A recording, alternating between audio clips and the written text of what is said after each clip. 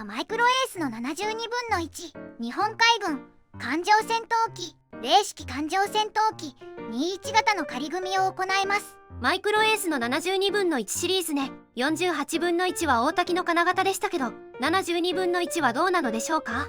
こちらも他社の金型となっている。なるほどね。もともとは LS の金型なんだけど、1992年頃に倒産した際にアリーに引き取られた。アリーはマイクロエースの全ブランド名ね。1995年頃からアリーブランドで発売されている。 LS が発売したのはいつ頃でしょうか？1964年東京オリンピックの年だった。1回目の方ね。あれ2回目かしら？幻の東京オリンピックは入れんでいいです。すみません。このキットの話に戻すと、実はスケールが75分の1だったんだ。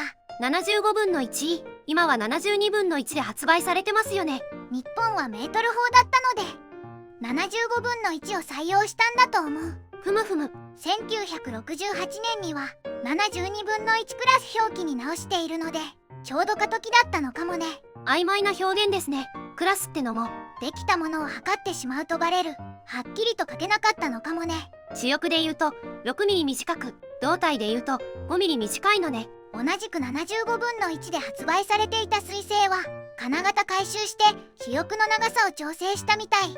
空冷型が改めて出て機種部分が分割式になったのね。96立候以降は72分の1で開発したみたいです。なるほどね。今回のキットなのですが、名作キットとして取り上げられることが多いです。名作？1964年現在ではってことだと思います。大パーツ的な話ね。ウプ主は1994年頃に手に取ったことがある。アドバンスト大戦略の影響で対戦機にはまり出した時期ですね。そうそう、結局買わなかったけどね。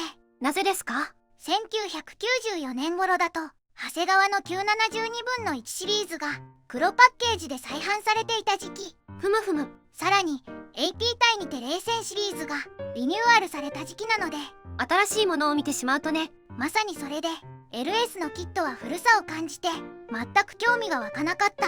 世代で意見が分かれるのも歴史のあるキットの特徴ですね。詳しくは仮組みで触れていくのだが、まず驚かされるのはオーモールドだということ。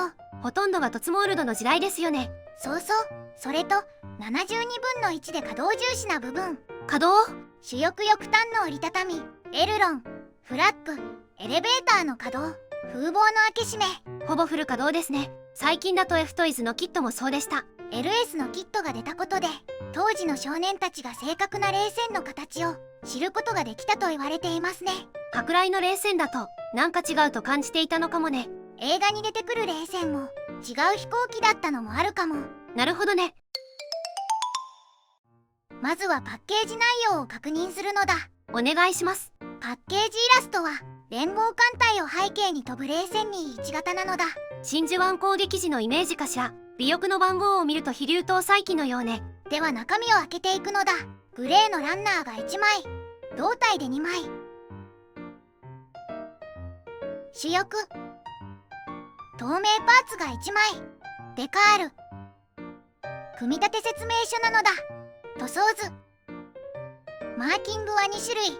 空母赤城搭載機、木村一飛送場機、空母飛竜搭載機となる。なるほど。部品点数は36点。稼働するのに少ない構成ですね。ではマイクロエース72分の1三菱日本海軍零式艦上戦闘機に1型の仮組みを始めるのだ。最初に操縦席なのだ。ふむふむ。と言っても操縦席はなし。胴体内部に2本の棒があるだけ。随分と簡易的ですね。この頃はこれぐらいが当たり前。パイロットはついていますね。はい、この人が2本の棒に座っていただける方です。座り心地が厳しそう。それでも乗っていただかないと寂しい感じですものね。次はエンジンです。エンジン自体は正面からのモールドのみ。後ろからプロペラシャフトを入れます。その後はカウリングをかぶせるのね。プロペラは3枚ペラ、スピナーと一体となっている。これをエンジンシャフトに接着ね。次は主翼と胴体なのだ。いわゆるしの字ですね。最初に胴体の組み立てとなる。ふむふむ。胴体は左右分割で2パーツ構成。パイロットと着艦フック、エレベーターを挟み込む。パイロットは後からでも大丈夫そうね。適当に胴体内側を塗ればすぐに接着へと進めます。忘れてましたが、着艦フックも稼働するのね。着艦フックは部品が見当たらず、泣く泣く諦めました。残念ですね。胴体のモールドはどうでしょうか？大モールドとなる。くっきり目に入っている。日の丸のモールドも入ってしまってますね。デカールの貼り付け位置なのかな。気になるならパテで埋めてもいいかもね。主翼はどうでしょうか？主翼は全部で11パーツ構成。多いですね。翼端の折りたたみとエルロン、フラップを挟み込む。主脚のカバー半分もここで組み込む。稼働する部分となるわけね。主翼のモールドはどうでしょうか？こちらも大モールドとなる。やはり日の丸も彫られています。次は水平尾翼ですね。水平尾翼は左右それぞれ1パーツずつ胴体に差し込む簡単な構造。ここはいつもの通りですね。次はクリアパーツや足回りなのだ。ふむふむ。キャノピーは分割となっているので操縦席の開閉選択ができる。古い72分の1では珍しいですね。透明パーツの厚みがあるのでスライド式のキャノピーだと後部を小さくしないといけない。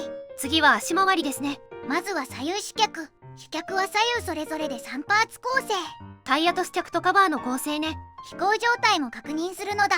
飛行状態だと少し隙間が目立つかもね。時代を考えると仕方ないけどね。次は吊るし物ね。吊るし物ものは主翼中央下部に増装を1個取り付ける。増装はモナ代わりなのであらかじめ接着ね。最後に総評なのだ。今回はマイクロエース72分の1日本海軍零式艦上戦闘機21型の仮組みレビューしたのだ。仮組み後の感想はどうでしょうか？まず驚いたのが大モールドなこと。古いキットなのにしっかりした溝なのでびっくりした。日の丸モールドは埋めれば問題なしね。別にあってもいいかな。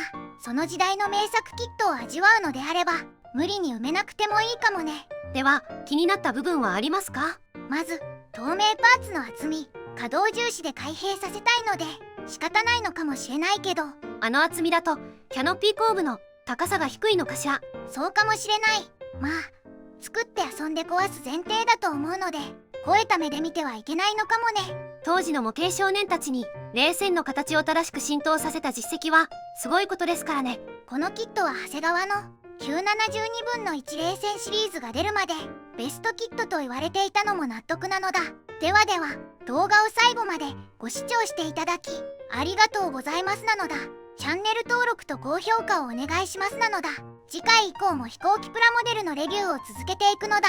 ではバイバイ。